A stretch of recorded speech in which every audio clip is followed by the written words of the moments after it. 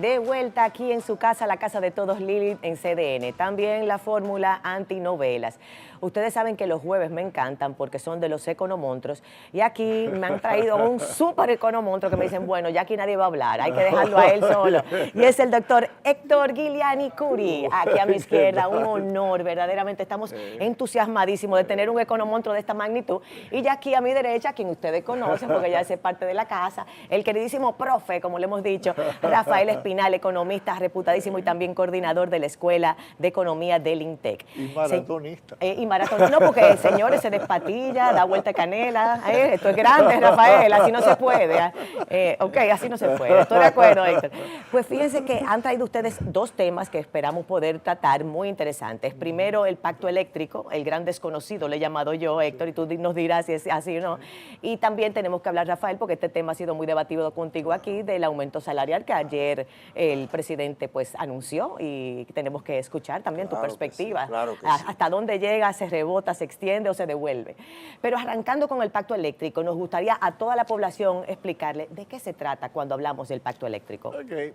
Mira, el pacto eléctrico, el objetivo del pacto eléctrico es lograr un sistema eléctrico que sea eficiente, transparente y sustentable a través del tiempo.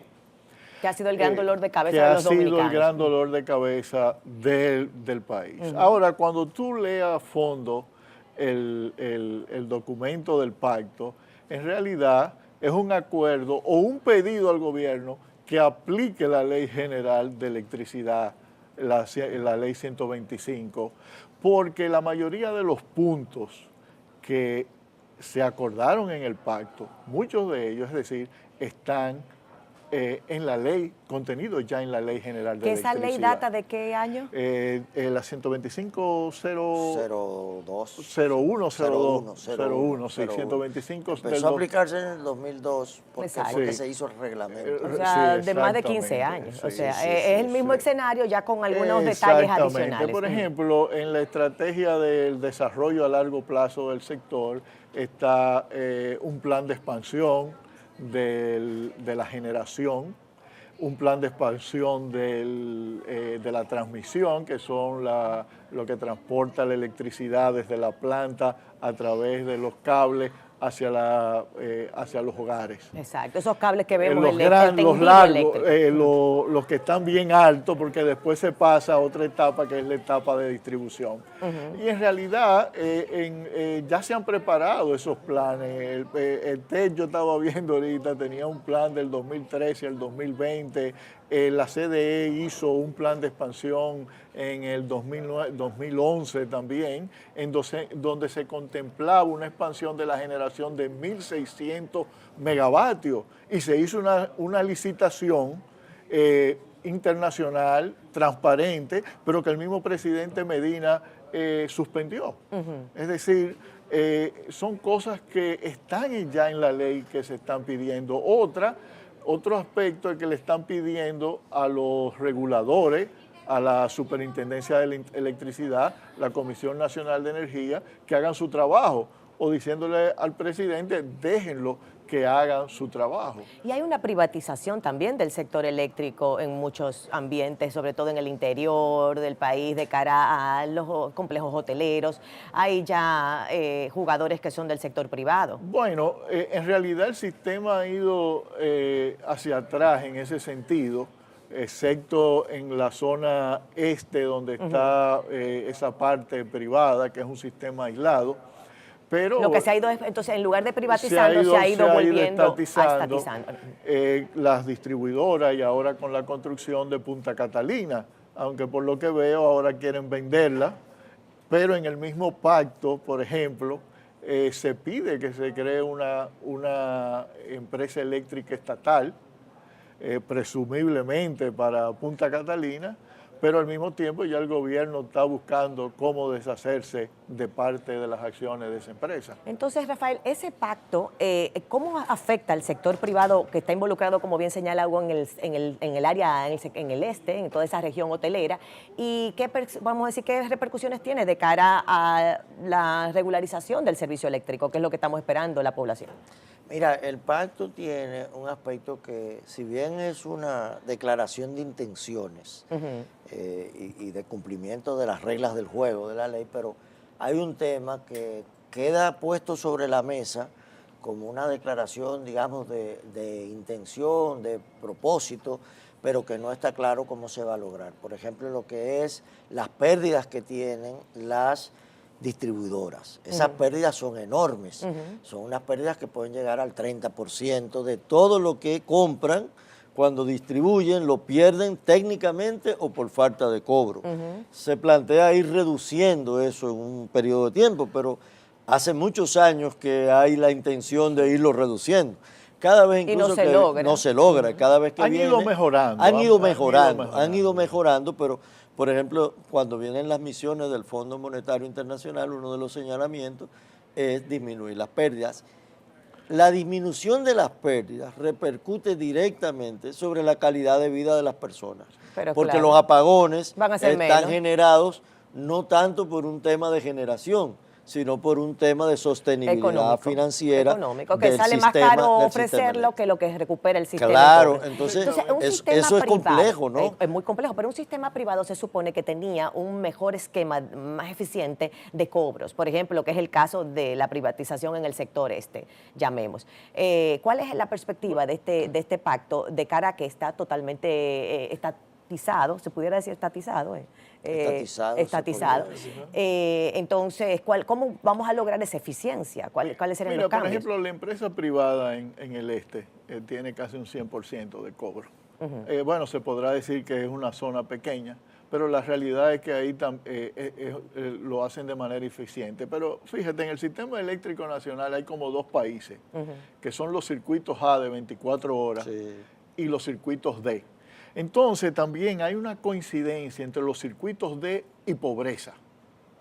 ¿Y qué pasa? Y ahí es que está el bono luz. Ahí es que, bueno, ahí la energía que suministran las compañías de electricidad, ellos recuperan en forma de cobro un porcentaje muy bajo. Y en realidad, aún la promesa del gobierno de que cuando entre Punta Catalina se acabaron los apagones, eso no es verdad. Claro. Eso no es verdad. Porque no es un asunto propiamente hecho de generación. Exactamente, porque si tú le metes 24 horas de luz, te van a... El déficit comercial es mayor. Es mayor. Porque le está dando mucha más energía gratis. Sí, porque la energía adicional la van a seguir consumiendo de gratis. Entonces, ¿qué pasa? Primero, en ese segmento se pierde el 85% de la energía. Y en segundo lugar, la mayoría de esos consumidores lo que consumen son entre 100 y 200 kilovatios horas mes. Y eso pagan una tarifa de 4 pesos y pico, que no cubre ni siquiera los costos de energía. Y que sería realmente una falacia subirla, una utopía, porque no la van a poder pagar de ninguna manera. Exactamente. Bueno, ahora que hablaban del FMI, cuando el programa de estabilización con el FMI, yo llevé al residente del FMI al barrio Cienfuegos, para que él viera cuáles son los problemas de cobrar la luz en un barrio en la República Dominicana. Y es que las redes son muy vulnerables, tú no puedes evitar el robo. Por ejemplo, la exigencia del PRM en su carta de que se eliminen los apagones en 18 meses, eso es un absurdo. Eso no es posible. Entonces, ¿el pacto eléctrico qué resuelve? Porque si no es posible una solución eléctrica favorable de cara al suministro energético estable para toda la población, ¿qué es lo que el pacto promete? No, yo creo que es posible que el pacto, por lo menos, es un llamado de la sociedad a que el gobierno aplique las reglas del juego que están en la ley. Es un compromiso nacional. Es un compromiso nacional. Sí, porque obviamente lo que estaba ahí ya existía. Exactamente. Es simplemente volverlo a Entonces, retomar. por ejemplo, llama a la aplicación de la tarifa técnica, pero, por ejemplo, yo creo que la tarifa técnica inicialmente solamente se debe aplicar en los circuitos A, en los circuitos 24 horas, donde hay redes donde tú puedes cobrar la energía. Y en los otros, en los circuitos D y C, que son los barrios adentro. que son los barrios donde dan de 8 a 10 horas de apagones, en la medida que vayan haciendo inversiones y rehabilitando y poniéndolos en 24 horas, entonces que se aplique la tarifa técnica. Entonces, en esos barrios también están la gran mayoría de los beneficiarios de Bonoluz. Esas personas... Que como no pagan la luz, con el perdón, porque no es con ánimo de afectar a nadie, pero prenden su aire y no lo apagan, porque uno ve cantidad de consumo de pantallas plasma gigantes en barrio adentro, de equipos de música con unas bocinas impresionantes. O sea, de verdad que... O sea, no es talleres de mecánica. Sí. Colmado. Y eso prendido el tiempo entero. Cuando el programa de reducción de apagones, que eran zonas geográficas enteras, habían empresas que se mudaban ahí para no pagar la electricidad. O sea, hay que fiscalizar de alguna manera, mantener cierto control. Pero es que la fiscalización no es posible, al menos que tú tengas redes que hagan difícil el robo de la electricidad. Claro, pero para eso que dice Héctor, y entonces hay que hacer inversiones. Hay que hacer inversiones, toma tiempo. Inversiones en mecanismos de supervisión, ¿sería? No, inversiones en mejorar las redes de distribución. El cableado. Los postes de luz, medidores y también en equipo para prevenir que se roben la luz. Y ya es una industria deficitaria que no deja el dinero, que tú tienes que buscar el 30% porque no da. Imagínate tú invertir en nuevos insumos, nuevos materiales. Sí, hay que hacer inversión. Y mira, pero hay que hacer. De las empresas distribuidoras, por ejemplo, la empresa Edenorte ha mejorado mucho en los últimos años, y también Edesur. Son administradores. Sí, en el último año y medio también Edesur ha mejorado bastante la calidad. Son administraciones más eficientes, sin Hay lugar a una dudas. cosa que no quedó clara, que tal vez Héctor podría tener su visión acá, es si se va a mantener un esquema de 3 distribuidoras y si van a ser estatales o se van a privatizar. Ese es un tema de debate muy fuerte. Sí, eso fuerte, ¿no? La privatización parece que no, pero no sí se pide que se cree como una sola compañía. Sí. Mira, yo no estoy de acuerdo en que se cree una sola compañía.